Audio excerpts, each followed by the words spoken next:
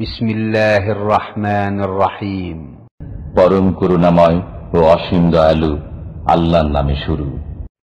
ওয়ামান আহসানু কাওলান মিম্মান দাআ ইলাল্লাহি ওয়া আমিলা সালিহান ওয়া ক্বালা ইন্নানী মিনাল মুসলিমিন।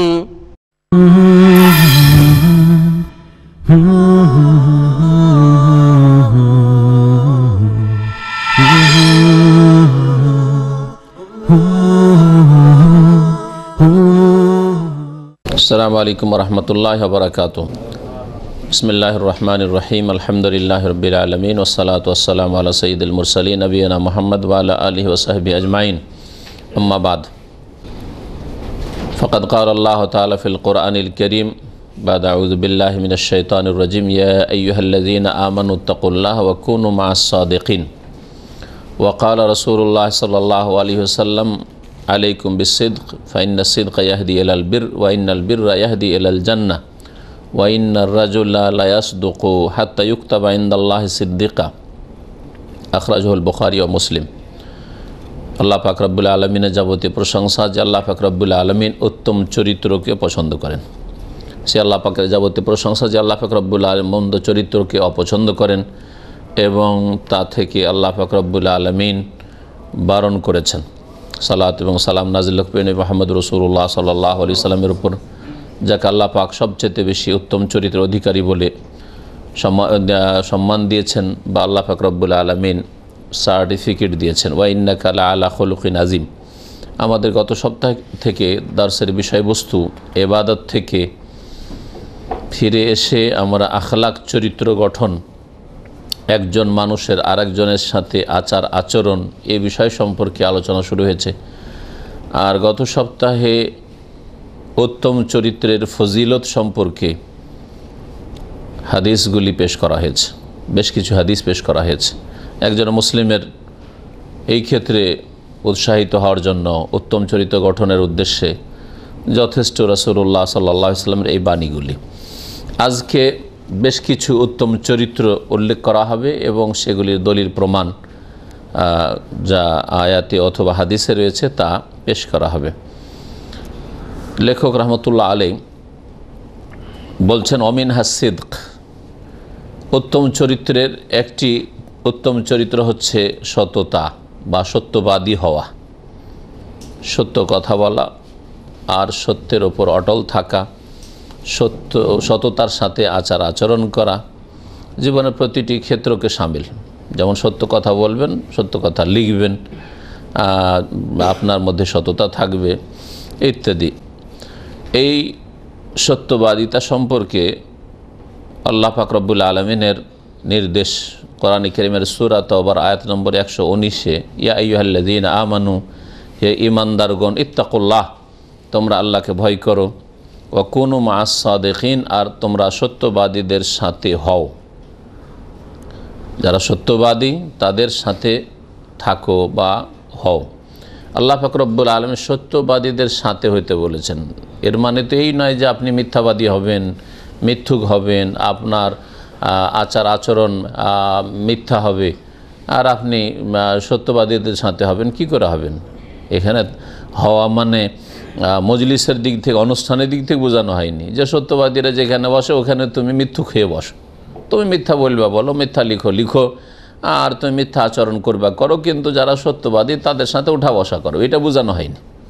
এটাও কখনো বোঝানো হয়। এতে বলা হয়েছে কোনো মা'আস সাদিকিন, মানে সত্যবাদীদের দলভুক্ত হয়ে যাও, তুমিও সত্যবাদী হয়ে যাও, যার মাধ্যমে ইহকালেও সত্যবাদীদের দলে সামিল হবে আর পরকালে কিয়ামতের দিনে জান্নাতেও যারা সত্যবাদী, আল্লাহ পাকের সাথে যাদের সততা রয়েছে, আল্লাহ পাকের রাসূলের সাথে যাদের সততা রয়েছে, মুমিনের সাথে সততা রয়েছে, একজন মানুষ আরেকজন মানুষের সাথে যেমন সত্য আচরণ করে তা রয়েছে, ওদের দলে সামিল হতে পারবে। যারা দুনিয়াতে যেই দলে সামিল, আখিরাতে তাদের দলে সামিল হবে।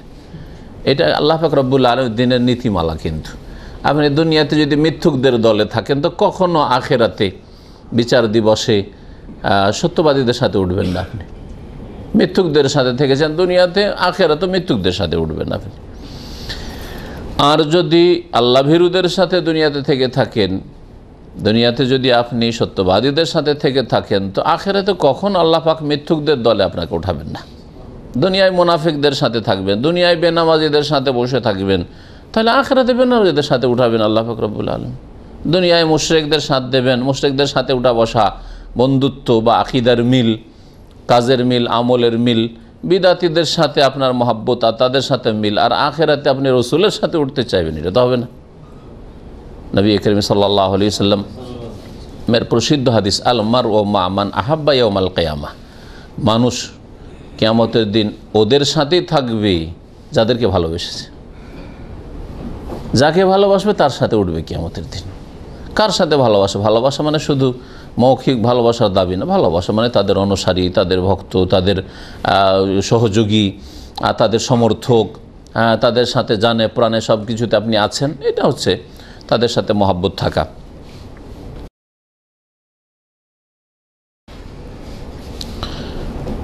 আল্লাহ পাক রব্বুল আলামিন তাহলে সত্যবাদীদের সাথে হতে বলেছেন, মানে নিজেকে সত্যবাদী হতে বলেছেন। আপনি দুনিয়ায় সত্যবাদী, তার মানে সত্যবাদী সারা পৃথিবীতে যে যেখানে আছে তাদের সাথে আপনি আছেন। আপনার আচার আচরণের দিক থেকে তাদের সাথে আপনি আছেন, যদিও আপনার অবস্থান অন্য কোনো দেশে, আর যারা সত্যবাদী রয়েছে তারা আপনার এলাকায় নেই, হয়তো অন্য কোনো দেশে থাকে, তারপরে তাদের সাথে আছেন আপনি। ঈমান আমলের ক্ষেত্রে, আচার আচরণের ক্ষেত্রে তাদের সাথে আপনি আছেন। দুনিয়াতে তাদের সাথে থেকেছেন, আখিরাতেও তাদের সাথে থাকবেন। কোন মাস সাদেকিন, এই কোন মাস সাদেকিনের অপব্যাখ্যা, আয়াতের তাহরিফ, অপব্যাখ্যা করা, এটা হচ্ছে বিদাতীদের লক্ষণ। ইহুদি নাসারারা তাদের বাইবেলের, তাওরাত, ইনজিলের তাহরিফ, বিকৃতি ঘটিয়েছে, শব্দেরও বিকৃতি ঘটিয়েছে, অর্থেরও বিকৃতি ঘটিয়েছে। অনেক জায়গায় শব্দ বাক্য পাল্টিয়ে দিয়েছে, খেয়াল খুশি নিজের মতো বাক্য তৈরি করে তাতে ঢুকিয়ে দিয়েছে, আর যেটা মনের উল্টা ওটাকে সরিয়ে দিয়েছে, কাটা ছিঁড়া করেছে। আর মুসলিমদের যারা শিরক বিদাতপন্থী গোমরাহ, তারা শব্দের বাক্যের বিকৃতি ঘটাতে পারেনি, তাহরিফে লফজি করতে পারেনি, কারণ আল্লাহ পাক রব্বুল আলামিন তার কোরআন এবং হাদিসের হেফাজত করবেন, এই দায়িত্ব নিয়েছেন। ইন্না নাহনু নাযালনা যিকরা ওয়া ইন্না লাহু লাহাফিজুন, নিঃসন্দেহে আমি উপদেশ নাজেল করেছি আর আমি আল্লাহ তার সুরক্ষাকারী, হেফাজত করব। যার ফলে শব্দের বাক্যের বিকৃতি ঘটাতে পারে। কোনো আয়াতের শব্দ বাক্য পাল্টিয়ে দিয়েছে। আল্লাহ বলছেন আসারেক ফাক্তাউ আইদিয়াহুমা, চোর পুরুষ আর চোর মহিলা, তার হাত কাটো, আর ফাক্তাউ আইদিয়াহুমাকে আর কিছুতে বদলে দেবে, শব্দ বাক্যকে পাল্টে দেবে, এটা করতে পারবে না। আজ্জানিয়াতু আজ্জানি, জেনাকারী পুরুষ নারীর এই শাস্তি রয়েছে ইত্যাদি। কুতিবা আলাইকুমুল কিসাস, তোমাদের উপর কিসাস ফরজ করা হয়েছে, বদলাতে পারবে না, শব্দ বাক্য পাল্টাতে পারবে না, কোনো শক্তি পাল্টাতে পারবে না, কিন্তু অর্থের বিকৃতি ঘটাবে। কোনো মাস সাদেকিন, এই আয়াত এই বাক্য দিয়েই থাকবে কিয়ামত পর্যন্ত, যতদিন এই কোরআনে কারীম না উঠে যাবে। কিয়ামতের একটি বড় লক্ষণ হচ্ছে যে কোরআনে কারীম মানুষের অন্তর থেকে সরে যাবে, বা কোরআনে কারীম কপি উঠে যাবে একেবারে যখন কিয়ামত ঘনিয়ে আসবে। কিন্তু অর্থের বিকৃতি ঘটিয়েছে। পীরপন্থীরা এই আয়াতকে তাদের পীরধারার দলিলে পেশ করেছে, পীরধারার অকাট্য দলিল আর মজহাব মানার অকাট্য দলিল, এইরকম কিছু বই লিখেছে বিদাতপন্থীরা, তার মধ্যে এই আয়াতটি পেশ করেছে। এক শ্রেণীর হক্কানি পীর যাদেরকে বলে আমাদের দেশের লোকেরা, ওরা এই দলিল তাহরিফ, বিকৃতি ঘটিয়েছে। আর বিকৃতি ঘটানো হচ্ছে ইহুদি নাসারাদের চরিত্র, বিজাতির আদর্শ, এটা অপব্যাখ্যা করা, অর্থের বিকৃতি ঘটানো, শব্দের বিকৃতি ঘটানো। কি কোনো মাস সাদেকিন, তোমরা সত্যবাদীদের সাথে হয়ে যাও, তার মানে পীর সাহেবরা হচ্ছে সত্যবাদী আর তাদের মুরিদ হয়ে যাও। ব্যাখ্যায় লিখছে এইভাবে, অর্থ তাফসীর করছে যে কি করতে হবে, কোনো মাস সাদেকিন মানে কোনো মাল পীর, পীরের সাথে হয়ে যাও, মানে পীরের মুরিদ হয়ে যাও। আউযুবিল্লাহ, ইহুদিরও লজ্জা পেয়ে যাবে, খ্রিস্টানও লজ্জা পেয়ে যাবে। কোনো মাস সাদেকিন মানে ওরা না, কোনো মাস সাদেকিন মানে তুমি সত্যবাদী হয়ে, যারা সত্যবাদী যুগে যুগে, তাদের দল বাড়াও, তাদের দলে সামিল হও। নবী করিম সাল্লাল্লাহু আলাইহি ওয়াসাল্লাম সবচেয়ে বড় সত্যবাদী, নবী সাল্লাল্লাহু আলাইহি ওয়াসাল্লামের পরে সাহাবায়ে কেরাম, তারা সবচেয়ে বড় সত্যবাদী, তাদের সাথে হইতে হবে না আজকালকার পীরদের সাথে হইতে হবে। যদি বলেন যে আজকালকার পীর আর তাদের সাথে সবার সাথে, এদের সাথে আছে, পীরের মুরিদও আছে, আর নবী আর সাহাবাই কেরামদের সাথে আছি, তা আমি বলবে যে সাহাবাই কেরামদের মাঝে কে পীর ছিল আর কারা মুরিদ ছিল? যে আবু বকর পীর আর বাকিগুলো সব মুরিদ, আর মুরিদ হয়ে তারা তার কাছ থেকে খাস জিকির নিচ্ছে, তরবিয়ত নিচ্ছে, আর কিছু কোর্স নিচ্ছে, শর্টকাট কোর্স, হ্যাঁ, আধ্যাত্মিকতার জন্য ইত্যাদি। সব দেখান দেখি কোথায় আছে, কোথায় পীর মুরিদের বয়াত ছিল আর পীরের মুরিদ হওয়া ছিল? ইসলামে এগুলো ছিল না। স্বর্ণযুগে সাহাবায়ে কেরাম, তাবেইন, তাবা তাবেইন, তারপরে দীর্ঘদিন ছিল না এইসব বিদআত, কুসংস্কার। নবী করিম সাল্লাল্লাহু আলাইহি সাল্লাম সততা বা সত্যবাদী হওয়ার প্রশংসাই এবং তার ফজিলতে বর্ণনা করছেন, ইন্নাস সিদকা ইয়াহদি আলাল বির, নিঃসন্দেহে সততা নেকির দিকে রাস্তা দেখায়। আপনি সত্য পথে থাকেন, কখনো গুনার রাস্তায় যাবেন না। সততা নেকির রাস্তা দেখায়। সত্য পথে থাকলে অনেক সময় মানুষ মিথ্যার আশ্রয় কেন নেয়? মিথ্যার আশ্রয় দুটো কারণে নেয়, দুটোর একটা কারণ থাকে। হয় কোনো একটা লোভ আছে, সামলাইতে পারছেন না, হাত ছাড়া হয়ে যাবে, যদি সত্য কথা বলি তো ওইটা হাসিল হবে না। অথবা কোনো একটা ভয় লাগছে, যদি সত্য কথা বলি তো এই ক্ষতিটা হয়ে যাবে, ক্ষতি থেকে বাঁচার জন্য, অথবা লাভটা হাসিল করার জন্য, অবৈধ লাভ হাসিল করার জন্য, অথবা আশঙ্কা করছে আমার এই ক্ষয়ক্ষতি হতে পারে, সুতরাং মিথ্যা বলে বেঁচে যাব। একটা ঘটনা মনে পড়ল। আর কাস্টমে যেগুলি কাস্টমের মাল সামান সেগুলি এয়ারপোর্টে গিয়ে ধরে, তাই না? কাস্টমের লোকেরা ধরে, তো অধিকাংশ মানুষ মিথ্যা বলে। জিজ্ঞেস করে ইলেকট্রনিক কিছু সামান আছে, এ আছে, সে আছে, এককালে খুব এগুলো ধরাধরি করতো। থাকলে যাও, রেড এতে চলে যাও, লাইনে চলে যাও, আর না হয় গ্রিন সিগন্যাল দিয়ে বেরিয়ে চলে যাও যদি কিছু না থাকে। তো সকলকে দেখা যেত মিথ্যা কথা বলে, না না আমার কাছে কিছু নাই স্যার, কিছু নেই, কিছু নেই, কিছু নেই বলে সব বেরিয়ে যায়। করে না থাকলেও বলে কিছুই নাই, কিছু নেই। হ্যাঁ, একজন মদিনার ছাত্র আমাদের কয়েক বছর আগের, ওকে জিজ্ঞেস করেছে এয়ারপোর্টে যে আপনার কাছে কি আছে? অমুক জিনিসটা আছে, বলছে হ্যাঁ আছে, এটা আছে, আছে সব, হ্যাঁ। অফিসার আশ্চর্য, আর সাথী সঙ্গী যারা আশেপাশে যাচ্ছে বলছি যে তখন পাগলের পাগল, যে আমরা সবাই বলছি কিছু নাই, আর বলছে অজ্ঞানী চলে যায়, বলছে আছে আছে আছে, এটাকে ছাড়বে? এই তো টাকা দেওয়া ছাড়া কোনো উপায় নেই, যেই পয়সা দেখিয়ে নিয়েছে তার যদি বেশি পয়সা দিতে হবে। এর সততা দেখে অমুসলিম, ভারতের ঘটনায় হিন্দু অমুসলিম অথবা শিখ, অমুসলিম ওর সততা দেখে বলছে যাও তুমি যাও। তো এই মিথ্যা কেন বলে? যে 1000 টাকা বাঁচিয়ে দিতে পারবো কাস্টমার মালসাবান্ডি, হ্যাঁ, ডিউটি করেন না, ফাঁকিয়ে দিচ্ছেন, হ্যাঁ, আর মালিক টেলিফোন করেছে, কোথায় আছো? ডিউটিতে আছি। কেন? যদি বলে যে ডিউটিতে নাই, তাহলে বেতন কাটবে অথবা গাল দিবে, এই অনিষ্ট থেকে বাঁচার জন্য, লাভ হাসিল করার জন্য অথবা অনিষ্ট থেকে বাঁচার জন্য মিথ্যা কথা বলে থাকে। আপনি আল্লাহকে ভয় করুন, আর যদি সততা আপনার মধ্যে থাকে তাহলে নেকির রাস্তায় সবসময় থাকবেন, কখনো গুনার রাস্তায় যাবেন না। যেই ব্যক্তি মিথ্যা কথা বলে না, সত্য কথা সবসময় বলে, সে গুনাহ করতে পারে না। তার একটি কথা শোনেন, এটা তাকওয়া, যে আল্লাহকে ভয় করে তার দ্বারা গুনাহ হইতে পারে না, এটা অনেকবারই বলেছি, কিন্তু এটা কথা শোনেন, কেউ যদি সত্য কথা বলে তাহলে সে গুনাহ করতে পারে না, কারণ গুনাহ করবে। তারপর যদি জিজ্ঞেস করে এই তুমি খুন করেছো, আর ও যদি কসম করে না আমি জীবন মিথ্যা কথা বলবো না, তা তো আগে থেকে জানছে যে আমি তো জীবন মিথ্যা কথা বলবো না। যদি আমাকে জিজ্ঞাসাবাদ হয় তুমি খুন করেছো, হ্যাঁ বলতে হবে, তো ধরা খাবো, তাই না? ব্যভিচার করতে পারবে?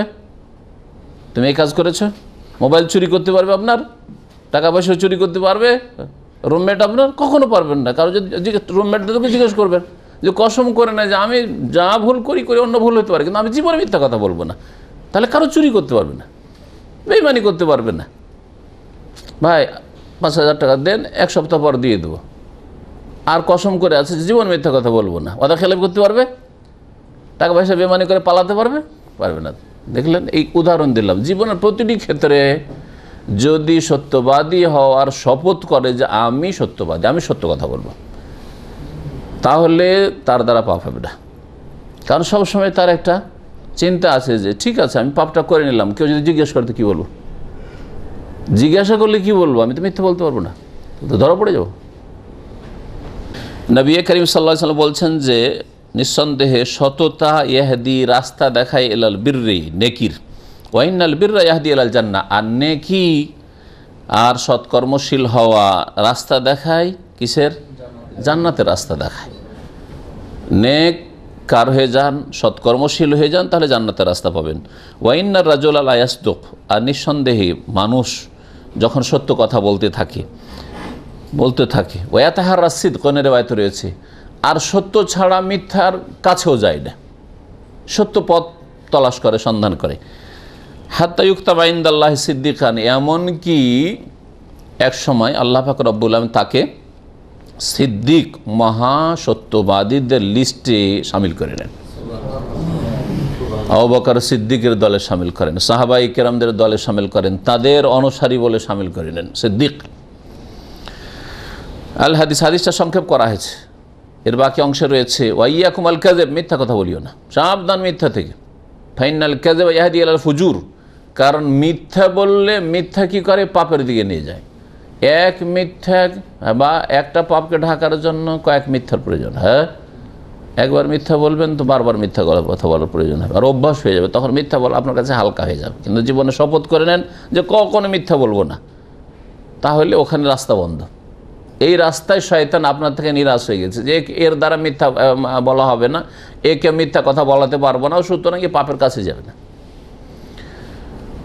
মিথ্যা কি করে? ইহাদি ইলাল ফুজুর, পাপাচারের দিকে নিয়ে যাওয়া। ইন্নাল ফুজুর ইহাদি ইলান নার, আর পাপাচার মানুষকে জাহান্নামের রাস্তা দেখায়, জাহান্নামের দিকে নিয়ে যায়। ওমাজা আল্লাহ রাজুল ইয়াকযিব, আর মানুষ যখন মিথ্যা কথা বলতে লাগে, ওয়াতাহার আল কাযিব, আর যেখানে মিথ্যা সেখানে ও হাজির, মিথ্যা সাক্ষী দিতে পারে, মিথ্যা কথা বলতে পারে, মিথ্যা বলে কারো কাছে ধার নিতে পারে, সব ক্ষেত্রে মিথ্যা বলতে পারে, মিথ্যা কার্ড মারতে পারে, সব কিছুতেই ডিউটি করে না, তারপরে ডিউটি ওভারটাইম লিখাতে পারে।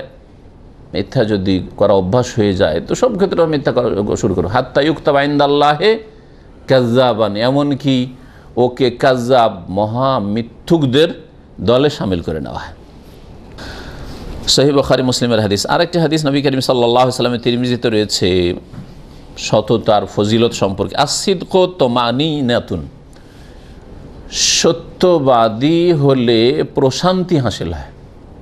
আপনি সত্য কথা বলেন, শান্তি আছে, কারণ চোরের মন পুলিশ পুলিশ, চোরের মন পুলিশ পুলিশ। মিথ্যা কথা বললে কি জানি কেউ যদি বলে দেয় আসল ব্যাপারটা, তাই না? কিন্তু সত্য কথা বলে আমি যা করেছি ঠিক বলছি, এদিকে না ওইদিকে না। তারপরে গোয়েন্দারা কি করে জানেন? একটা আসামিকে বারবার রিমান্ডে নেয়। কেন? রহস্য আছে। কারণ মিথ্যা যদি বলে, আগের কথাগুলো সব রেকর্ড রেখেছি, কিন্তু 2-4 সপ্তাহ পরে ডাকবে, 10 দিন 20 দিন পরে আবার জিজ্ঞেস করবে, আর এইদিক ওইদিক এইদিক ওইদিক থেকে জিজ্ঞেস করবে। একটু সামান্য যদি কথায় পার্থক্য হয়ে যায় তখন ধরে মিথ্যা কথা বলছি। এসব ট্রেনিং করানো হয় তাদেরকে। কিন্তু যে সত্যবাদী, ও যদি 20 বছর পরেও জিজ্ঞেস করেন ঘটনা সম্পর্কে, একই রকম বলবে, ঠিক কিনা? একই রকম বলবে, কারণ সত্য কথা বলছে, যেটা ঘটেছে সেটা বলছে, ও বানিয়ে বলছে না। আর বানিয়ে বললে একটু কম বেশি হবে। তো সত্য কথা বললে মনের শান্তি রয়েছে, তো মানি না। ওয়াল কিজব বা ওয়াল কাযেব, কাজেব কিজিব দুটোই আরবিতে জায়েজ রয়েছে আরবি ভাষায়, কিন্তু কাজেবটা হচ্ছে বেশি শুদ্ধ। কাজেব শব্দটি হচ্ছে কাজাবা ইয়াকযিব, কিজবান কাজেবান, দুটোই মাসদার হয়, কিন্তু কাজেব শব্দটি বেশি সুন্দর আর বেশি শুদ্ধ। কারণ কোরআনে কারীমে আল্লাহ পাক রব্বুল কাজেব শব্দ ব্যবহার করবা, যা ও আলা কামিসি বিদামিন কাজেব বলেছেন, কিন্তু আসিদকু আল কিজবু এইরকমও আরবিতে ব্যবহার হয়। সিদ্ক যেমন হয় ওই রকমই কিজব। ওয়াল কাজেব ও রিবাতুন, আর মিথ্যা বলা হচ্ছে অশান্তির কারণ। রিবাতুন রাইব থেকে সন্দেহ, আর সন্দেহ মানুষের হলে অশান্তি থাকে, সংশয়, তো এখানে অশান্তির অর্থে রয়েছে। মিথ্যার আশ্রয় নিলে অশান্তি রয়েছে। মিথ্যার আশ্রয় নেন, সবসময় চিন্তা লেগে আছে, কেউ যদি বলে দেয়, কেউ যদি দেখে নেয়, হ্যাঁ, এরকম অশান্তি থাকবে। কিন্তু সত্যবাদী হলে কোনো কিছু নেই, কোনো অসুবিধা নেই, সত্যবাদী আপনি। অমিনা সিদকা সিদক বিল কালাম, সততা বিভিন্ন রকমের রয়েছে। কথায় সততা, সত্যবাদী হওয়া। অসিদক বিল মাওয়েদ, আপনার প্রতিশ্রুতিতে, ওয়াদাতে, অ্যাপয়েন্টমেন্ট কারোর সাথে ওয়াদা রয়েছে, যে কোনো কিছুর, দেখা সাক্ষাতের হোক, টাকা পয়সা আদান প্রদানের হোক, অথবা কোনো আপনজন আত্মীয় স্বজনকে সাহায্য করতে চেয়েছেন, ঠিক আছে আমার কাছে মাসের বেতনটা আসুক তখন দেবই, যে কোনো ক্ষেত্রে হোক। ওয়াসিদকু ফিল বাই ওয়াশ শিরা, ব্যবসা বাণিজ্য সততা, এটা অত্যন্ত গুরুত্বপূর্ণ। আজকাল কিছু সীমিত ক্ষেত্রে হয়তো সত্য কথা বলছে, স্বামী স্ত্রী একে অপরকে সত্য কথা বলে, স্ত্রী সত্যি ভালো মানুষ, স্বামীকে মিথ্যা কথা কখনো বলে না, ধোঁকা দিতে চায় না। স্বামীও ভালো মানুষ, স্ত্রী কখনো হয়তো মিথ্যা কথা বলতে চায় না, হ্যাঁ, বাপ মাকে হয়তো মিথ্যা কথা বলতে চায় না, কিন্তু ব্যবসাতে ওই লোকটাকে পাঠিয়ে দেন ব্যবসা করার জন্য, দেখেন কি মিথ্যা বলে, বেশি লাভ করার জন্য, হ্যাঁ না, তাহলে সে সত্যবাদী নয়। দু চারটি ক্ষেত্রে শুধু সত্যবাদী আপনি আর সত্যবাদী হয়ে যাবেন না, সত্যবাদী জীবনের প্রতিটি ক্ষেত্রে আপনার সততা থাকবে, আপনি সত্যবাদী হবেন। কেনা বেচার ক্ষেত্রে নবী করিম সাল্লাল্লাহু হাদিস রয়েছে যে সত্য কথা যদি বলে কেউ ব্যবসা বাণিজ্যে, ক্রেতা এবং বিক্রেতা, যে খরিদ করছে সে আর যে কোনো কিছু বিক্রি করছে ব্যবসায়ী, উভয়ে যদি সত্য কথা বলে, সহিহ বুখারী হাদিস, ফাইন সাদাকা অবাইয়ানা, দুইজনে যদি সত্য কথা বলে আর যদি স্পষ্ট খোলাখুলি বলে দেয়, বর্ণনা করে দেয়, যা দোষ ত্রুটি আছে ভালো মন্দ সব বলে দেয়, বুরে কাফি বাই এহমা, তাদের ব্যবসাতে বরকত দেওয়া হবে। ওয়াইন কাযাবা ওয়া কাতামা, আর যদি উভয় মিথ্যা কথা বলে বা দুজনে একজন মিথ্যা কথা বলে, ওয়া কাতামা, আর দোষ ত্রুটি গোপন করে, লুকায়, দোষ আছে তারপর দোষ লুকায়, মুহিকাত বারাকাতু বাই এহমা, তাদের ব্যবসার বরকতকে নিশ্চিহ্ন করে দেওয়া হবে, ধ্বংস করে দেওয়া হবে। গাড়ি বিক্রি করতে গিয়ে আজকাল যা চলছে, আপনার গাড়িতে দোষ থাকে বলবেন, আর একটু এমন কিছু করে যাচ্ছেন যাতে দোষ ধরা না পড়ে, হ্যাঁ, গরু ছাগল বিক্রি করতে গিয়ে, হ্যাঁ, তারপরে যেগুলো বিভিন্ন রকমের মেশিন এসব বিক্রি করতে গিয়ে না দোষ বলবেন না আপনি, তাহলে বরকত হবে না। তারপরে আজকাল ওয়ার্কশপগুলোতে গাড়ি ঠিক করতে যান, ওখানে গাড়ি ঠিক করতে গেছেন আপনি হয়তো, আর ও কাজ হয়তো একটা তার এক জায়গায় জড়িয়ে দিতে হবে, আপনার চোখের সামনে করবেন, চোখের সামনে করলে তো পয়সা দেবেন না আপনি, বুঝছেন, এই গাড়িতে সময় লাগবে, তার রেখে দিল, আর আপনি যাওয়ার পরে গাড়িটাতে একটু তারটা জড়িয়ে দিল, 500 রিয়াল, 1000 রিয়াল, আপনার গাড়িতে এই করতে হয়েছে, এই করতে হয়েছে, এই করতে হয়েছে। সুবহানাল্লাহ, হাদিস ওয়ালা হারাজ। এই বিশেষ করে যাদের কাছে ওয়ার্কশপ রয়েছে, যে কোনো ওয়ার্কশপে গাড়ির হোক অথবা আর কিছু না, মেনটেন্যান্সে যারা রয়েছে, কী বলে ওগুলোকে, মেকানিক্যাল কাজ যারা করে, এদের রুজি শুধু মনে করেন যে ওই রুজি, যারা মদের দোকান খুলে আছে তাদের রুজি হারাম, হ্যাঁ, যারা গাঁজা বিক্রি করে তাদের রুজি হারাম, আর এদের রুজিগুলি হালাল, যারা অবৈধ ছবি তুলে তাদের রুজি শুধু হারাম, আর এদের রুজি হালাল না, কখনো না। আল্লাহ যেন হেফাজত করেন। জি, দাড়ি মারা, জি হ্যাঁ, দাড়ি মারছে। নবী সাল্লাল্লাহু আলাইহি ওয়াসাল্লাম বলেছেন যে দুইজনের সত্য কথা বলা, যে বিক্রি করছে তার সত্য বলাটা তো স্পষ্ট হচ্ছে, কিন্তু যে কিনতে আসে ও আবার কীরকম সত্য বলবে, হ্যাঁ ওরও আছে, আজকাল জাল টাকা চলছে, এটা দামি সামান কিনলো আর জাল টাকা, জাল ডলার ধরে দিয়ে চলে গেল, জাল রিয়াল ধরে দিয়ে চলে গেল, হইতে পারে না। মুহিকাত বারাকাতু বাই এহমা, এই যে সামান কিনে গেলে কোনো বরকত হবে না।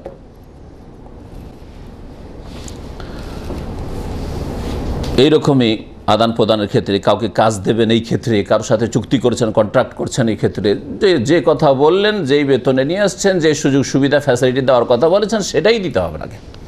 আর আপনিও যদি 8 ঘন্টার জায়গায় 10 ঘন্টা যদি বলে আসেন যে হ্যাঁ 10 ঘন্টাতে আমি সাইন করে এলাম, তো তার উপরে আবার অসন্তুষ্টি প্রকাশ করলে হবে না, আর তারপর মালিকের কাজ ছেড়ে পালাইলে হবে না, ওয়াদা করে এসছেন কেন।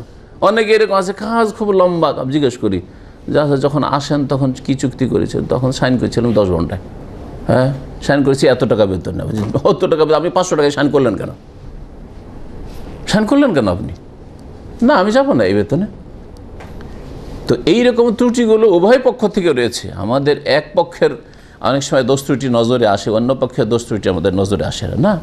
আল মুসলিমুন আলা শুরুতে, মুসলিম নিজের শর্তের ওপর থাকবে, যেই শর্ত যার সাথে হয়েছে সেই শর্ত সে পুরা করবে। এই ক্ষেত্রেও সততা জরুরি। সততা বা সত্যবাদী হওয়ার বিপরীত হচ্ছে মিথ্যাবাদী হওয়া। ওয়াজিদ্দুস সিদক আল কাযিব, সত্যের বিপরীত হচ্ছে মিথ্যা। ওয়া হুয়া মিন সিফাতিল মুনাফিকিন, মিথ্যা আচরণ করা, মিথ্যা বলা, মিথ্যা লিখা, মিথ্যা রিপোর্ট দেওয়া ইত্যাদি, এগুলো হচ্ছে মোনাফিকের চরিত্র, মোনাফিকের চরিত্র। কাল আলাইহিস সালাতু ওয়াস সালাম, নবী করিম সাল্লাল্লাহু আলাইহি সাল্লাম বলেছে, আয়াতুল মুনাফিকে সালাসুন, মোনাফিকের লক্ষণ হচ্ছে তিনটি। ইজা হাদ্দাসা কাযাবা, যখন কথা বলে অহরহ মিথ্যা কথা বলে, ওয়াইজা ওয়াদা আখলাফা, যখন ওয়াদা করে কাউকে সাথে প্রতিশ্রুতি হয় অথবা চুক্তি করে, কি করে? ওয়াদা খেলাফি করে, ওয়াদার প্রতিশ্রুতির বিপরীত করে, ভঙ্গ করে। আর ওয়াইজা উতুমেনা খানা, যখন কোনো আমানত ন্যস্ত করা হয়, কোনো কিছুর কথার হোক আর মাল সামানের হোক, ধনসম্পদের হোক, তো কি করে? খেয়ানত করে, বিশ্বাসঘাতকতা করে। সবচেয়ে বড় মিথ্যা কি? সবচেয়ে বড় মিথ্যা বলা কোন মিথ্যা? একজন মানুষ আরেকজনের মানুষের সাথে মিথ্যা কথা বলছে। একজন ছেলে বাপ মাকে মিথ্যা কথা বলছে, বাপ মা ছেলেকে মিথ্যা বলছে, বড়। মিথ্যা সাক্ষী দেওয়া, এটা খুব বড়। এমনি মিথ্যা কথা বলার চাইতে বড় মিথ্যা হচ্ছে কি? মিথ্যা সাক্ষী দেওয়া। কারণ মিথ্যা সাক্ষী দিলে হয় কি, একটা নির্দোষীকে দোষী করে দিলেন, ভালো মানুষকে দোষী করে দিলেন, চোর ডাকাত খনি বানাই দিলেন, অথবা এর বিপরীতটা করলেন। এর চাইতে বড় মিথ্যা কি? আল্লাহ সম্পর্কে মিথ্যা কথা বলা। 2 নম্বর হচ্ছে আল্লাহ পাকের রাসূল সম্পর্কে মিথ্যা কথা বলা। জি, তাহলে বাপের সাথে মায়ের সাথে মিথ্যা কথা বলা, স্ত্রী স্বামীর সাথে মিথ্যা কথা বলা, মিথ্যা সাক্ষী দেওয়া কোর্টে গিয়ে, আদালতে গিয়ে বা কোনো একটা সামাজিক বিচারে, এর চাইতে বড় মিথ্যা হচ্ছে আল্লাহ সম্পর্কে মিথ্যা কথা বলা, আল্লাহ পাকের রাসূল সাল্লাল্লাহু আলাইহি ওয়াসাল্লাম সম্পর্কে মিথ্যা কথা বলা। লেখক বলছেন, ভাষ্যকার, ওয়ামিন আযামিল কাযিব আল কাযিব আলা আল্লাহ, সবচেয়ে বড় মিথ্যা হচ্ছে আল্লাহ সম্পর্কে মিথ্যা কথা বলা। ওয়াল কাযিব আলা রাসূলিল্লাহ, রাসূলুল্লাহ সাল্লাল্লাহু আলাইহি ওয়াসাল্লামের মিথ্যা কথা বলা। আল্লাহ সম্পর্কে মিথ্যা কথা বলার পরিণতি হচ্ছে পৃথিবীতে শিরক। আল্লাহ কখনো শরীক কোনো যুগে গ্রহণ করেন নাই। আদমের যুগেও গ্রহণ করেন, আদমকে পয়দা করার আগেও কখনো তার কোনো পার্টনার শরীক ছিল না। নূহ আলাইহিস সালামের যুগেও গ্রহণ করেননি, ইব্রাহিম আলাইহিস সালামের যুগেও গ্রহণ করেন নাই, মুহাম্মদ রাসূলুল্লাহ সাল্লাল্লাহু আলাইহি ওয়াসাল্লামের যুগেও গ্রহণ করেন নাই, ভারতেও গ্রহণ করেননি, আর ইউরোপেও গ্রহণ করেননি। তাহলে মূর্তি পূজা আর কবর পূজা, মাজার পূজা, আল্লাহ ছাড়া অন্যের কাছে চাওয়া, আল্লাহ ছাড়া অন্যের কাছে ছেলে মেয়ের আশা করা, আল্লাহ ছাড়া অন্য রোগ ভালো করতে পারে, আল্লাহ ছাড়া অন্য মনস্কামনা পূরণ করতে পারে, এগুলি হচ্ছে সবচেয়ে বড় মিথ্যা কথা, শিরক। আল্লাহর সাথে এমন কিছু সম্পৃক্ত করা যেটা অবাস্তব, আল্লাহর ছেলে মেয়ে সাব্যস্ত করা, এগুলিও তার অন্তর্ভুক্ত। তো তাহলে শিরক অথবা নাস্তিকতা, আল্লাহ নেই বলে তো, আল্লাহ পাক রব্বুল আলামিন সম্পর্কে মিথ্যা বলার আর অন্তর্ভুক্ত হচ্ছে আল্লাহ সর্বত্র বিরাজমান, সব জায়গায় আল্লাহ, বাথরুমে আল্লাহ, গাছের ভিতরে আল্লাহ, মূর্তিটা যে দাঁড় করেছে হিন্দুরা ওর ভিতরেও আল্লাহ সর্বত্র বিরাজমান, মানে সব কিছুতে বিরাজমান, মানে তো এটাই হয় না। তাহলে তারপরে গঙ্গা তো বিরাজমান, পদ্মা তো বিরাজমান, যমুনা তো বিরাজমান, আপনার মেঘনা তো বিরাজমান। সুতরাং হিন্দুরা যে গঙ্গা পূজা করছে, যমুনা পূজা করছে, তো মন্দ কী করছে? তো বলছে যে ঈশ্বর আছে। তোমরাই তো বলছো মুসলমান যে সর্বত্র বিরাজমান, সব কিছুতে বিরাজমান, তো আল্লাহকে পাওয়ার জন্যই তো আমি গাছের পূজা করছি, আল্লাহকে পাওয়ার জন্যই তো লিঙ্গ পূজা করছি, নাউযুবিল্লাহ, অতি বিরাজমান সব কিছুর পূজা। তাহলে এগুলি হচ্ছে সবচেয়ে বড় মিথ্যা আল্লাহ সম্পর্কে। রাসূলুল্লাহ সাল্লাল্লাহু আলাইহি ওয়াসাল্লামের উপরে মিথ্যা বলা মানে রাসূলুল্লাহ সাল্লাল্লাহু আলাইহি ওয়াসাল্লাম যা বলেননি, যা করেননি, যেটাকে দিন বলে সাব্যস্ত করেন সেটাকে দিন বলা মানে বিদআত করা। তাহলে বিদআতিরা সবচেয়ে বড় মিথ্যাবাদী, মুশরিকরা সবচেয়ে বড় মিথ্যাবাদী। রাসূলুল্লাহ সাল্লাল্লাহু আলাইহি ওয়াসাল্লাম দিয়ে গেলেন এরা করবে, নবী সাল্লাল্লাহু আলাইহি ওয়াসাল্লাম নামাজ দিয়ে গেলেন তাকবীরে তাহরিমা থেকে শুরু করে আর সালাম পর্যন্ত, এটা হচ্ছে নামাজের শুরু শেষ। এরা নামাই তো বাড়াইলো, ইক্তাদাই তো বেহাজাল এম্বা বাড়াইলো, আনা ইমামুন লিমান হাজার আমাল্লাম হাজার বাড়াইলো, যায় নামাজের দোয়া বাড়াইলো। কত বড় মিথ্যা! রাসূল সম্পর্কে মিথ্যা কথা। রাসূলুল্লাহ জীবনে এরকম নামাজ পড়েন নাই, জীবনে একটিও নামাজ এরকম পড়েন নাই। আর ইমাম আবু হানিফা পড়েননি, হানাফি ভাই, ইমাম শাফি পড়েননি, শাফিকে বলছি, শাফি ভাইকে বলছি, কোন ইমামরা পড়েননি। আর তারা পড়লেও সেটা আমাদের দলিল নয় যদি রাসূলুল্লাহ সাল্লাল্লাহু আলাইহি ওয়াসাল্লামের আদর্শের সাথে সংঘর্ষিত হয়। তাহলে তো আল্লাহ এবং রাসূল সম্পর্কে মিথ্যা কথা বলার পরিণতি হচ্ছে শিরক আর বিদআত, শিরক আর বিদআত, নাস্তিকতা ইত্যাদি। কাল আলাইহিস সালাতু ওয়াস সালাম, নবী করিম সাল্লাল্লাহু আলাইহি সাল্লাম বলেছেন, মান কাযাবা আলাইয়া মুতাআম্মিদান, কেউ যদি ইচ্ছাকৃত জেনে শুনে আমার সম্পর্কে মিথ্যা কথা বলে, আল্লাহ খুশি হবেন মিলাদ মাহফিল করলে। মিলাদ মাহফিলে নবী হাজির হয়ে যান, হ্যাঁ, ইত্যাদি ইত্যাদি, যে কিছু। নবী নূরের পয়দা, আমার সম্পর্কে মিথ্যা বল, নবী নূরের পয়দা, আল্লাহর নূরে পয়দা। হ্যাঁ, নবীর ছায়া ছিল না, নবীর পেশাব পায়খানা কখনো দেখা যেত না। আর পেশাব পায়খানা দেখা যেত না তো মা আয়েশা তো বলছেন যে কাপড়ে বীর্য লেগে থাকতো, আমি সেটাকে ঘষে দিতাম অথবা ধুয়ে দিতাম, যেরকম হাদিস রয়েছে, তো দেখা যেত। তো বীর্য দেখা যাচ্ছে আর পেশাব পায়খানা আবার দেখা যেত না। আসল হচ্ছে যে মানুষেরও দেখা যাবে, কিন্তু এগুলো আমাদের বিদাতি সমাজে খুব ছড়িয়ে আছে, যে জীবনে পেশাব পায়খানা নবী সাল্লাল্লাহু আলাইহি সাল্লামের কেউ দেখেনি। হ্যাঁ, আবার ওদের কিতাবে আছে যে একজন সাহাবী নবী সাল্লাল্লাহু আলাইহি সাল্লামের পেশাব পান করে নিয়েছে, তো দেখা যেত না যে বলছো। আস্তাগফিরুল্লাহ। দেখছেন না, বাতিল কথায় কি থাকে, সংঘর্ষ থাকে, দ্বন্দ্ব থাকে, একবার একরকম আর আরেকবার।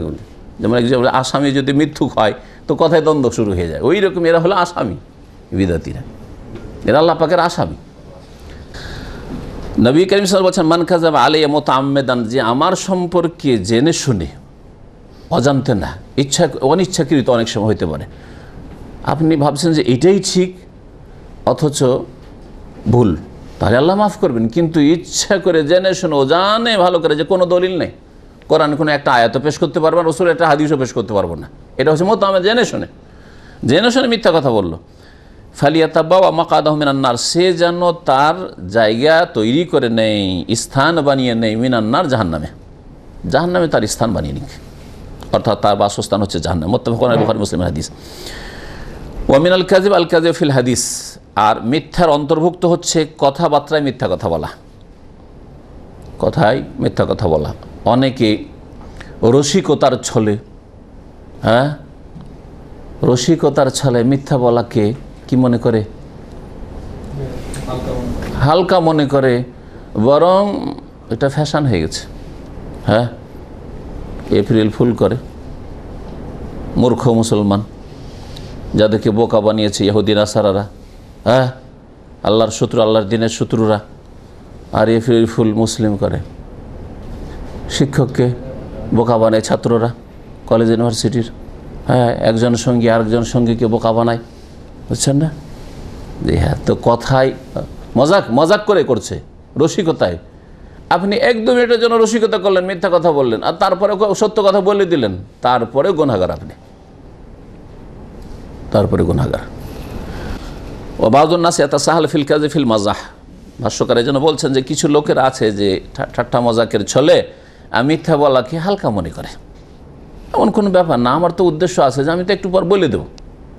মোবাইলটা রেখে নিয়েছে, রাখার পরে পেরেশান আছে, বেচার পেরেশান আছে, এই মোবাইল দেখেছেন আমার মোবাইলটা, বলছে না ভাই, হ্যাঁ, করে না অনেকে, চাবি, ঘরের চাবিটাকে রেখে নিয়েছে, তারপর বেচারা পেরেশান, ঘরে ঢুকতে পারে না, বলছে চাবিটা আমার দেখেছেন, বলছেন না আমি, না আপনি মনে হয় নিয়েছেন, না আমি কেন নেবো আপনার চাবি, মিথ্যা কথা বলছেন আপনি। হ্যাঁ, উল্টা ওকে বলছে মিথ্যা কথা বলছেন। হ্যাঁ, 2-4-5 মিনিট 10 মিনিট হয়রান করার পরে চাবিটা ধরেই দিল। হ্যাঁ, এসব করে আমাদের দেশের মুসলমানরা, জায়েজ না এগুলো।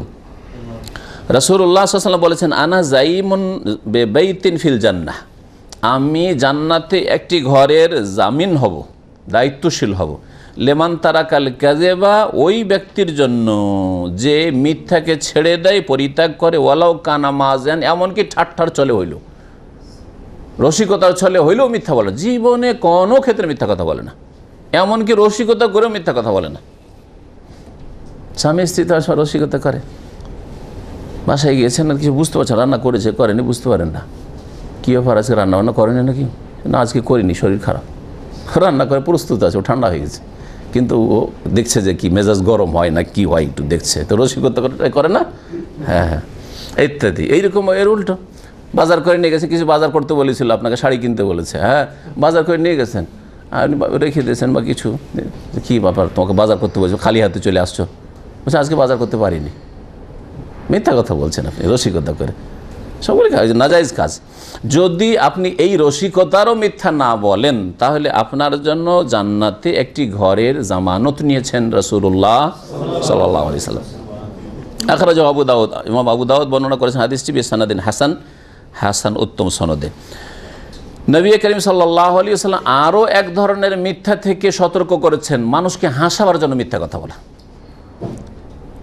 উপন্যাস, নাটক, এগুলি কি, তারপর আরও কি বলে এগুলো, ও এই ধরনের ড্রামা, ড্রামা এই ধরনের, হ্যাঁ কৌতুক, আরও কিছু। নবী করিম সাল্লাল্লাহু বলছেন ওয়াইলুল লিল্লাযী ইউহাদ্দিস, ওই সব ব্যক্তির জন্য দুর্ভোগ রয়েছে বা ওয়াইল নামক জাহান্নাম রয়েছে। ইউহাদ্দিস, যারা কথা বলে, ফায়াকযিব, আর মিথ্যা কথা বলে, লিইউযহিকা বিহিল কওম, মানুষকে হাসাবার জন্য। বানানো গল্প, বানানো গল্প, এমন এমন মজার গল্প বয়ান করে। আগের যুগে এইগুলো গল্প সারা রাত ধরে চলছে, দাদি নানি বয়ান করছে আর নাতিরা শুনছে, হ্যাঁ মা বয়ান করছে, ছেলেরা ঘুমায় না, মেয়েরা ঘুমায় না, শোনাচ্ছে, যতক্ষণ ঘুম না আসছে গল্প শোনাচ্ছে, সব মিথ্যা গল্প। হ্যাঁ, সোনাভানের গল্প শুনেছে না? সোনাভানের গল্প, আমি অত গল্প যাই না, কিন্তু নামটা যদি জানি। হ্যাঁ হ্যাঁ, অমুকের গল্প, তমুকের গল্প, এসব গল্প মানুষকে হাসাবার জন্য। ওয়াইলুল্লাহু ওয়াইলুল্লাহু, তার জন্য দুর্ভোগ দুর্ভোগ, তিনবার করে বলছেন নবী করিম সাল্লাল্লাহু আলাইহি ওয়াসাল্লাম। ধ্বংস ধ্বংস। মুসনাদ আহমদের হাদিস, আবু দাউদের হাদিস, তিরমিজির হাদিস, হাদিসের সনদ হচ্ছে হাসান। সুতরাং আমরা মুসলিম বিশেষ করে আল্লাহকে ভয় করি, পরকাল সম্পর্কে চিন্তাশীল। আমাদের প্রত্যেকটি কথা রেকর্ড হচ্ছে, মালায়েকা রেকর্ড করছেন, আমাদের আমলনামায় যাচ্ছে। সুতরাং আমরা যাতে করে মিথ্যা থেকে বেঁচে থাকি আর সব সময় যেন সততাকে বজায় রাখি। আল্লাহ পাক রব্বুল আলামিন যেন আমাদেরকে সত্যবাদী হওয়ার তৌফিক দান করেন আর তাদের দলে শামিল করেন। দ্বিতীয় আরেকটি গুণ হচ্ছে আমানত। লেখক বলছেন ওয়াল আমানা, আমানত একটি উত্তম চরিত্র। আমানতদার হয়ে যাওয়া যেমন তেমন কথা না। আল্লাহ পাক কোরআনে কারীমে প্রশংসা করেছেন মূসা আলাইহিস সালামের। মূসা আলাইহিস সালাম 7 দিন না খেয়ে যখন মাদিয়ানে পৌঁছিলেন, আর সেখানে গিয়ে যখন খাবারের ব্যবস্থা পেলেন, ওই সোয়াইবের মেয়েরা, সোয়াইব আলাইহিস সালাম নবী হইতে পারে অথবা অন্য কোনো সোয়াইব, আর এটাই ঠিক হয়তো, তো মেয়েরা গিয়ে বললে যে আব্বা, একে আমাদের বাড়ির চাকর রেখে নেন। ইয়া আবাতে ইস্তাজিরহু, লোকটা খুব ভালো দেখলাম, খুব ভালো মানুষ দেখলাম, ইস্তাজিরহু, একে বাড়ির চাকর হিসাবে রেখে নেন, কারণ আপনার মেয়ে সন্তান, ছেলে সন্তান নেই, আর এই বকরি ছাগল দেখাশোনা সংসারের কাজ কে দেখে? ইস্তাজিরহু, ইন্না খায়রা মান ইস্তাজারতা আল কাউইয়ুল আমিন। কারণ সবচাইতে উত্তম চাকর হচ্ছে, হ্যাঁ মজুর হচ্ছে কে? আল কাউই, যার শরীরে শক্তি আছে, যেটা কাজ দেওয়া যাবে করতে পারবে। আর শক্তিমান মানুষ অলস সাধারণত হয় না। আল আমিন, এবং যে বিশ্বস্ত আমানতদার। শরীরে শক্তি থাকা সত্ত্বেও কে করে না কাজ? যে খেয়ানতকারী, অলস, খেয়ানত করবে, ও কাজ না করে বা অল্প কাজ করে বেশি পয়সা নেবে, খেয়ানতকারী। তো আল্লাহ, হ্যাঁ, তো এই মানুষ বহন করেছে দায়িত্ব, বহন করে ভুলে গেছে ইন্নাহু কানা জালুমান জাহুলা। আর মানুষের প্রকৃতি হচ্ছে জুলম করা, বড় জুলমকারী হওয়া, আর জাহুলা আর বড় অজ্ঞতা, বড় অজ্ঞ হওয়া। জালুম আর জাহুল এগুলো মোবালাগার সেগাব, বড় জালেম মানব জাতি আর বড় জাহেল মূর্খ মানব জাতি। হ্যাঁ, প্রথম কথা, তুমি দায়িত্ব পালন না করতে পারলে নিতে না। দায়িত্ব নিয়েছো, তাহলে দায়িত্ব ঠিকভাবে আদায় করতে হবে। দায়িত্ব নেবে আর আদায় করবে না তো জালেম হবে। মানুষ জালেম আর জাহেল, মানুষের মধ্য থেকে এই দুটি খারাপ গুণ সরিয়ে দেন। অজ্ঞতা সরিয়ে দেন, সঠিক জ্ঞান দেন। আর সর্বপ্রথম জ্ঞান হচ্ছে তার সৃষ্টিকর্তাকে জানবে, হ্যাঁ, তার আহারদাতাকে জানবে, কে তাকে পৃথিবীতে নিয়ে এসেছেন না থেকে, হ্যাঁ কে অস্তিত্ব দিয়েছেন তাকে জানবে, তার বিধান জানবে, তার আদেশ নিষেধ জানবে, তাহলে তার অজ্ঞতা দূর হবে।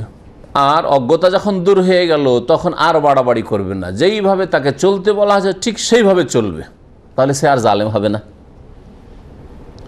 এই দুটো যদি বদচরিত্র আমরা দূর করে দিতে পারি, তাহলে আমরা সৎকর্মশীল হয়ে যেতে পারবো, জান্নাতি হইতে পারবো। আল্লাহ পাক আমাদের জান্নাতুল ফিরদৌস যেন দান করেন। আমানত বিভিন্ন ক্ষেত্রে হয়ে থাকে। কাজকর্ম সম্পাদন করার ক্ষেত্রে, যেই কাজ আপনার দায়িত্বে দেওয়া হয়েছে সেই কাজ আদায় করা। বাপমার ঘরে থাকেন, বাপমা কোনো দায়িত্ব দিয়ে সেই দায়িত্ব পালন করবেন। আপনার মালিক যে চাকরি করছেন, যে দায়িত্ব দিয়ে সেই দায়িত্ব পালন করবেন। অমিনাল আমানা আদাউল আমাল কামা কল্লিফা বিহিল ইনসান, মানুষকে যে যে দায়িত্ব দেওয়া হয়েছে সেটা পালন করা। অমিনাল আমানা আমানতুল আউলাদ ওয়াল আহল ওয়া তারবিয়াতুহুম ওয়া তারবিয়া সালেহা, আমানতের একটা দিক হচ্ছে ছেলেমেয়ের আমানত। ছেলেমেয়েরা আমানত, ছেলেমেয়েরা হচ্ছে আমানত। কেমন করে আমানত? আল্লাহ পাক রব্বুল আলামিনের দান। আল্লাহ দিচ্ছেন আপনাকে ছেলে মেয়ে, হ্যাঁ, দুই রকম অথবা একরকম, আর আল্লাহ পাক নির্দেশ দিয়েছেন এদেরকে কেমন করে প্রতিপালন করতে হবে, এদের লালন পালনটা কেমন করে হইতে হবে। যদি তাতে আপনি অবহেলা করেন, গাফিলতি করেন, তাহলে কি করলেন? খেয়ানত করলেন। বলুন একটা উদাহরণ দিই, এর অনেক দিক রয়েছে, এই বিষয়টা নিয়ে বললে পুরো সময়টা পার হয়ে যাবে।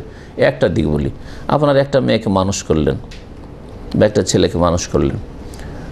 ছেলে মানুষ করা এই আমানতটা শুধু তাকে খেতে দেওয়া, তাকে পোশাক দেওয়া, তাকে ভালো চিকিৎসা দেওয়া, হ্যাঁ, আর স্কুল কলেজে পড়িয়ে ওকে ডাক্তার ইঞ্জিনিয়ার বানিয়ে দেওয়া, হ্যাঁ, কত বেশি টাকা আমার ছেলে মেয়ে ইনকাম করতে পারে এই রকম ছেলে তৈরি করে দেওয়া। একজন মেয়ের বাপের সাথে আমার আলোচনা, দুনিয়াদার মানুষ, সে আমার সামনে বলছে, খুব বেশি শিক্ষিত, তো আমি নীরব আছি, আর সে বলে যাচ্ছে তার কথা। তো বলছে আমার মেয়ে বলছে, মেয়ে সাবালিকা হয়ে গেছে, মেয়ে বলছে যে আব্বা আজকাল সবচেয়ে বেশি ইনকাম আছে বিজনেস লেখাপড়া করলাম, সুতরাং আমি বিজনেস পড়ব আর বড় একটা কোম্পানির আমি ম্যানেজার হব। ও নিজের মেয়ে সম্পর্কে মেয়ের বাবা এই কথা বলছে, বেশ অনেকদিন আগের ঘটনা এটা। চিন্তা করুন, তাহলে আপনার মেয়ে সবচেয়ে বেশি ইনকাম করতে পারবে, যেটা টার্গেট আপনার মেয়ের, কারণ ওইভাবে আপনি লালিত পালিত করেছেন, যার ফলে ও টাকা ছাড়া আর কিছু বুঝছে না। ও তার চরিত্রও বুঝে না, তার শালীনতাও বুঝে না, আর সে কোন জায়গায় সুরক্ষিত থাকবে, তার জানমাল ইজ্জত আবরু সেটাও বুঝে না। ও বুঝে পয়সা, পয়সা কোথায় বেশি আছে। আপনি আপনার দায়িত্ব পালন করে আমানত আদায় হয়ে গেল আপনার, ভালো খেতে দিয়ে আর ভালো পড়তে দিয়ে আর ভালো তাকে টাকা পয়সা ইনকামের রাস্তায় লাগিয়ে দিয়ে, ছেলে বা মেয়ের বিবাহ দিতে গিয়ে এটা বেনামাজি ছেলের হাতে তুলে দিলেন আপনি মেয়েটাকে। প্রথম কথা, মেয়েটিকে হয়তো নামাজি বানাননি, আর যদি নামাজি হয়েও যায় বানিয়েছেন, অথবা অনেকে মেয়েকে নামাজি বানিয়েছেন তারপর বেনামাজির হাতে তুলে দিচ্ছেন বিয়ের সময়। মেয়ে ভালো মাশাআল্লাহ, নিজের থেকে বানাইতে হয়, নিজের থেকে নামাজি হয়ে গেছে, জানছেন আমার মেয়ে নামাজি, আর একেবারে বেনামাজির হাতে তুলে দিয়ে দিলেন, বিবাহ দিয়ে দিলেন। বোনের ক্ষেত্রে এরকমই করে থাকে আজকালকার লোকেরা। পয়সা আছে, ব্যাস দেখা দেখি, আর কিছু নাই, চাকরি আছে, গেলে সুখে থাকবে আমার মেয়ে আমার বোন, দিয়ে দিল। মুশরিকের হাতে তুলে দিয়ে দিলেন আপনি। জানছেন যে মাজারপন্থী কবর পূজারীরা, ওদের ঘরে আপনার সহি আকীদার মেয়েকে তুলে দিয়ে দিলেন, শুধু পয়সা দেখে, চাকরি দেখে, ধন সম্পদ ইত্যাদি দেখে। হ্যাঁ, বিদাতীদের ঘরে তুলে দিয়ে দিলেন, আর সেখানে কি যে মানসিক পীড়ায় ভুগছে। ওরা সবাই শিরক বিদআত করবে, যদি বলে আমি যাব না ওই সবে, তাহলে কি যে তার জুলুম অত্যাচার চলে এসব ঘটছে। কিয়ামতে জবাবদেহি করতে হবে না? খেয়ানত করলেন না আপনি, এরকম বহু খেয়ানত।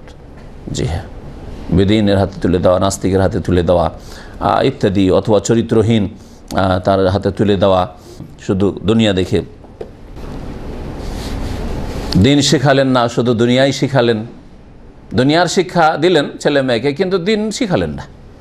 কোরআন কারীম পড়তে পারেন আপনার ছেলে, কোরআন কারীম অর্থ জীবনেও পড়ে না, সূরা ফাতিহার অর্থই বুঝে না, নামাজের শুরু থেকে শেষ পর্যন্ত দোয়া সূরা কিছুই মুখস্থ নাই আপনার ছেলের। বাকি দুনিয়ার ক্ষেত্রে খুব পটু, খুব পটু। তাহলে খেয়ানত করলেন আপনি। তো ভাষ্যকার এই জন্য বলছেন যে আমানতের একটি দিক হচ্ছে ছেলে মেয়েদের আমানত, পরিবারের আমানত, আপনার স্ত্রী আমানত, আপনার স্ত্রী আমানত। আপনার স্ত্রীকে একাই আপনি গ্রামে থাকবেন, আপনার স্ত্রী আমি শহরে থাকবো, হইতে পারে তার অসৎ উদ্দেশ্য, অথবা অসৎ উদ্দেশ্য তখন নয়, ও ভাবছে যে আমি গ্রামের এই পরিবেশে থাকবো না, আমি শিক্ষিতা মেয়ে শহরে থাকবো, শহরে পরিবেশে গড়ে মানুষ হয়েছি, আর গ্রামে আপনার বাপ মায়ের কাছেও রাখলেন না, আর তারপরে সেখানে থাকলেও আপনার সাবালক কি বলছে ভাইরা থাকবে, দেবর ভাসুর থাকবে, আর তাদের মাঝখানে রাখবেন, এইটাও রিস্কি, ঝুঁকিপূর্ণ। অথবা তার মায়ের ঘরে বাপের ঘরেও রাখলেন না।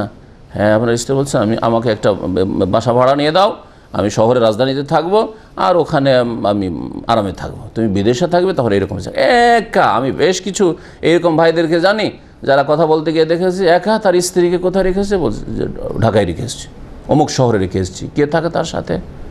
কেউ থাকে না, ও থাকে ওর থাকে কেউ বলে ওর ভগ্নিপতি থাকে, বোন থাকে, অথবা থাকে কেউ থাকে ওর চাচাতো ভাই থাকে, মামাতো ভাই থাকে। বাজার টাজার কেউ করে ওই চাচাতো ভাই মামাতো ভাই বাজার করে দিয়ে যায়।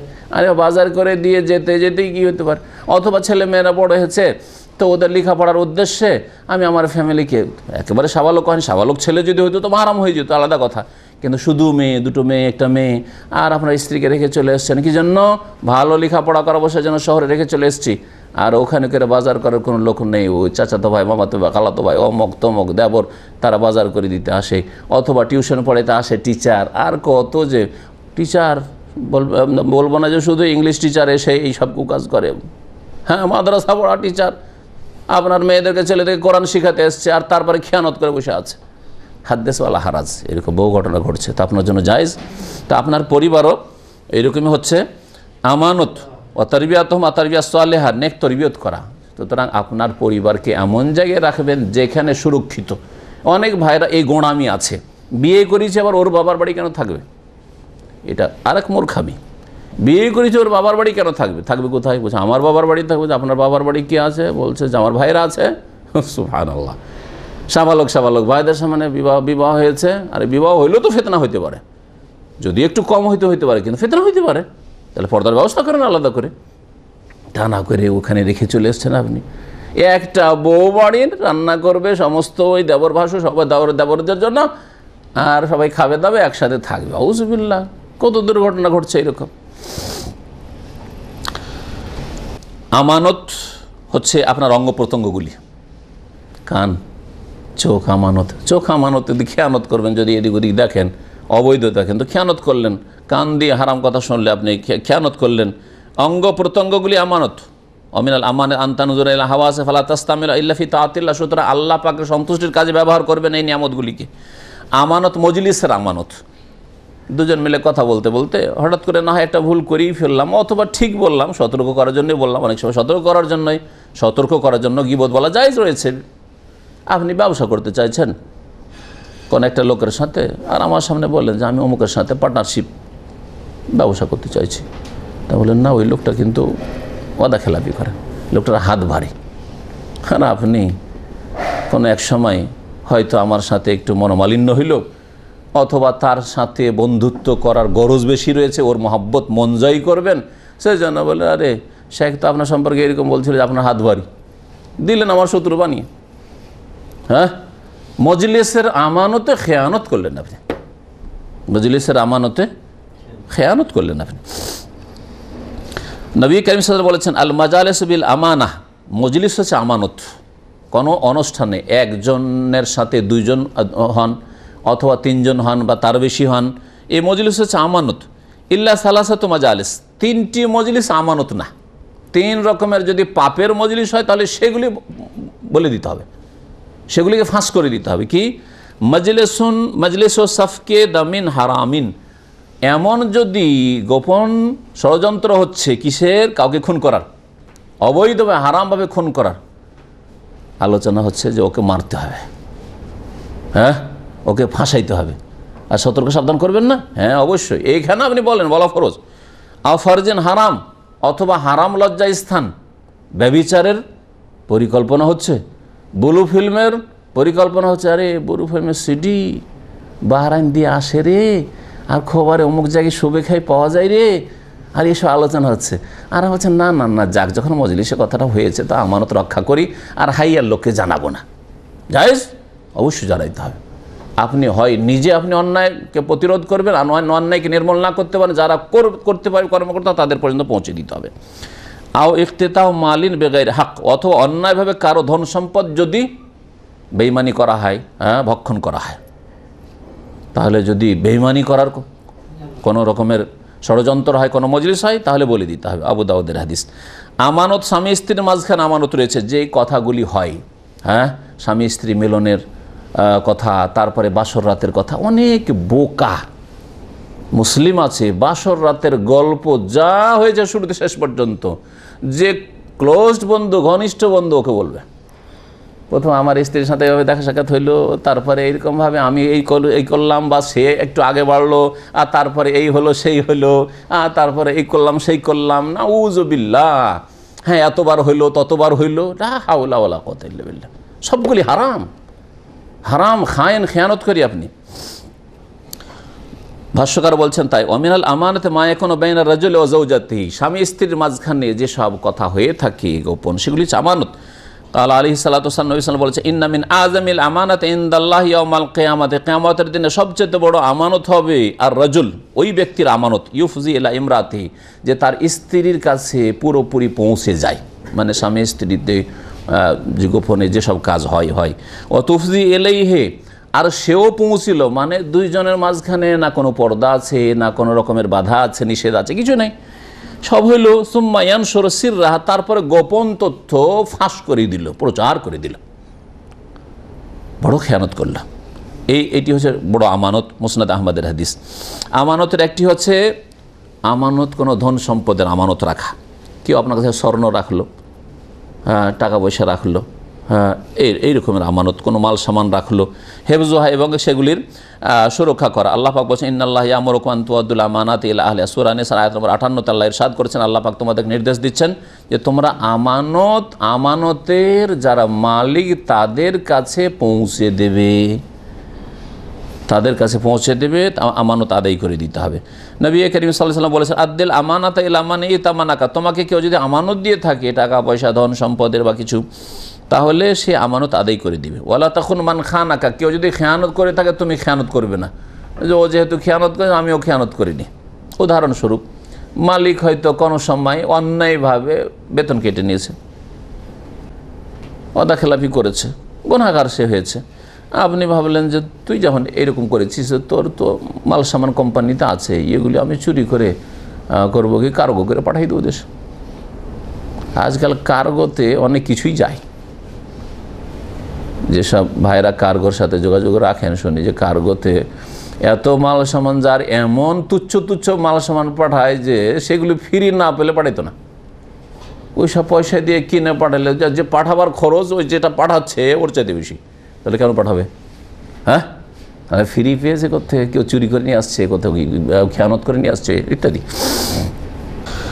হাদিস তিরমিজি আবু দাউদে রয়েছে, কেউ যদি খেয়ানত করে আপনি খেয়ানত করবেন না, সে খেয়ানত করেছে আল্লাহর কাছে জবাবদেহি করবে, আপনি খেয়ানত করলে আবার আপনাকে জবাবদেহি করতে হবে, সেজন্য আপনি আপনার আমানত আদায় করেন। মুনাফিকের লক্ষণ আমানতে খেয়ানত করা, নবী সাল্লাল্লাহু আলাইহি ওয়াসাল্লামের হাদিস একটু আগে শুনিয়েছি। হ্যাঁ, ওয়াইদা উতুমিনা খান, আমানত দেওয়া হলে আমানতে খেয়ানত করা, আমানত রক্ষা করে না।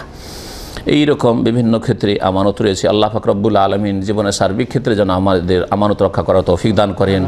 আল্লাহ পাকের হক আমাদের উপর আমানত, আল্লাহ পাক রব্বুল আলামিন এই শরীয়ত আমানত দিয়েছেন, এইটু আল্লাহ পাক রব্বুল আলামিনের হক হচ্ছে আমানত, এই আমানত আদায় করতে হবে। 5 ওয়াক্ত সালাত আল্লাহ পাকের আমানত। নবী করিম সাল্লাল্লাহু আলাইহি সাল্লামকে মেরাজে নিয়ে গিয়ে আল্লাহ দিয়ে পাঠিয়েছে, মেরাজ থেকে নিয়ে আসলেন, এই আমানতের গুরুত্ব মুসলিমের কাছে সামান্য থাকলো না। জুমা পড়া শুধু মুসলমান, জুমার নামাজ নিয়ে এসেছিলেন না, 5 ওয়াক্ত নামাজ নিয়ে এসছেন, 5 ওয়াক্ত নামাজ নিয়ে এসছেন, নামাজ পড়েন না শতকরা 98 জন মুসলিম, তাহলে এই মুসলিম আবার অন্য আমানত কী করে, টাকা পয়সার আমানত কী করে রক্ষা করবে? কখনো হয়তো সাময়িক একটু আমানত চলে আসা, একটু ভয় যে এত টাকা ওর মেরে নেব, বা এই মোবাইলটা ওর চুরি করে নেব, বা এই টাকা পয়সা বেইমানি করে নেব, করবো না, মানুষে কি বলবে, অথবা যাক এটা বিবেকে বাধা দিচ্ছে, এই ধরনের অনেকে আছে যে এই ধরনের খেয়ানত করে না, কিন্তু জীবনের অনেক ক্ষেত্রে আপনি খেয়ানত করছেন। যেমন ছেলে মেয়েদের ক্ষেত্রগুলি বললাম, পরিবারের ক্ষেত্র বললাম, আরও যেসব ক্ষেত্রগুলি বলা হয়। আল্লাহ পাক রব্বুল আলামিন জীবনের প্রতিটি ক্ষেত্রে আমাদের আমানত যেন সুন্দরভাবে আদায় করার তৌফিক দান করেন। আল্লাহ পাক রব্বুল খেয়ানতের চরিত্র থেকে বেঁচে থাকার যেন তৌফিক দান করেন। আল্লাহ পাক রব্বুল আলামিন যেন আমাদের জান্নাতুল ফিরদৌস দান করেন। দুনিয়ার বালা মুসিবত যেন দূর করে দেন, দুনিয়ার ফিতনা থেকে আল্লাহ পাক বাঁচিয়ে রাখেন। জালেমদের কাফেরদের ফিতরে আল্লাহ পাক আমাদেরকে যেন না ফেলেন। আল্লাহ পাক রব্বুল আলামিন আখিরাতে যেন সুখী করেন, দুনিয়াতে আল্লাহ সুখী করেন। রব্বানা আতিনা ফিদ দুনিয়া হাসানা ওয়া ফিল আখিরাতি হাসানা ওয়া কিনা আযাবান নার। রব্বানা লা তাজআলনা ফিতনাতান লিল কওমিয যালিমিন ওয়া নাজ্জিনা বিরহমাতিকা মিনাল কওমিল কাফিরিন। সুবহানা রাব্বিকা রাব্বিল ইজ্জাতি আম্মা ইয়াসিফুন ওয়া সালামুন আলাল মুরসালিন ওয়া আলহামদুলিল্লাহি রাব্বিল আলামিন। এই যে এই দেশের যে শিরক বেদাতের যে এই তাবলীগ জামাতের যে একটা সংগঠন আছে, এটা তো বড় ভাইয়ের লোকের বলা দরকার, এটা তো আমানত দেখা যায়। তার আগে ওদেরকে বুঝাবেন, তার আগে ওদেরকে উপদেশ দেবেন, কারণ এই ক্ষেত্রে হ্যাঁ জি হ্যাঁ, যে তারা বিদাত ছড়ায় তো বলা যেতে পারে, বলা উচিত অবশ্যই। যদি আমি এই কাজটা করিনি, আমাকে অনেকে বলেছে, কিন্তু আমি আলহামদুলিল্লাহ কোনো বিদাতির বিরুদ্ধে এরকম ক্ষতি করে তার রুজি নষ্ট করে দেবো এরকম কাজ আমি করি নাই। আমি চেষ্টা করেছি যে মানুষের মন্দকে ভালো দিয়ে দূর করার চেষ্টা করা। সুতরাং ইদফা বিল্লাতি আহসান, আল্লাহ বলছেন যে মন্দকে ভালো দিয়ে দূর করার চেষ্টা করো। ওদেরকে বোঝানোর চেষ্টা করেছি, আলহামদুলিল্লাহ ওদের মধ্যে থেকে অনেকে যারা গাল দিয়েছে, যারা শত্রুতা করেছে, 5 বছর 10 বছর পরও ফিরে এসছে অনেকে, আর যার নসিবের নেই হতভাগা ফিরে আসেনি, বিদাতে আছে। শুধু ওদের কথা না, আরও অনেকে এইরকম রয়েছে, অনেকে রয়েছে। তো আল্লাহ পাক যারা ওদেরকে মাফ করেন এবং আল্লাহ পাক রব্বুল আলামিন হিদায়াত দান করেন।